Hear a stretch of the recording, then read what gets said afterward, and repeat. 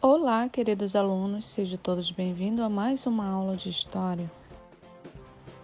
Hoje iremos estudar sobre a Proclamação da República, que, aliás, é um feriado nacional, na qual é comemorado em 15 de novembro. Porém, poucas pessoas sabem o que aconteceu em 15 de novembro de 1889. Problemática sobre o conteúdo. Primeira problemática, o que significa a palavra proclamação? Você sabe o que aconteceu? Quando ocorreu?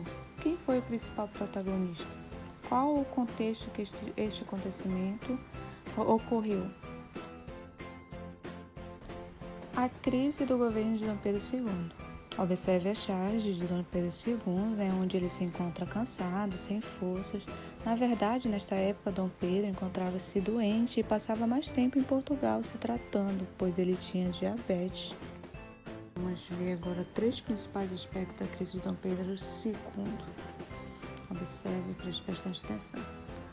O primeiro é a insatisfação da igreja com o fato do imperador defender a maçonaria. O segundo é a insatisfação dos latifundiários que perderam os escravos com a abolição. Imaginem que esses latifundiários, esses fazendeiros, eles perdem os seus escravos, que na época, só para vocês terem uma ideia, cada um valia um valor de um carro novo hoje em dia. E aí eles ficam sem mão de obra. Eles querem que Dom Pedro II indenize eles, só que Dom Pedro diz que não. Eles se revoltam contra o governo. E o último é a questão militar, Durante o governo de Dom Pedro II, eles enfrentaram vários problemas como baixo salário, a rígida disciplina da corporação, lentidão nas promoções e a Guerra do Paraguai, que durou de 1864 a 1870 e que eles querem, no mínimo, ser reconhecidos e isto não acontece. Então, esses três fatores que vão fazer com que ocorra aí a proclamação da República. O golpe de 15 de novembro. Vamos descobrir a seguir por que a proclamação ficou conhecida como o golpe de 15 de novembro. O dia 15 de novembro, então, resultou de uma ação quase isolada do exército, apoiada por um pequeno grupo de republicanos civis, ou seja, Marechal Deodoro da Fonseca se arrumou e se dirigiu e subiu no cavalo e proclamou a república com a frase.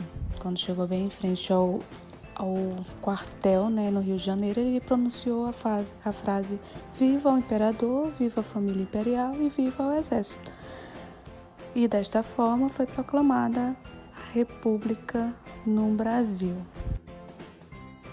Observe o principal protagonista da proclamação da República, o Marechal Deodoro da Fonseca.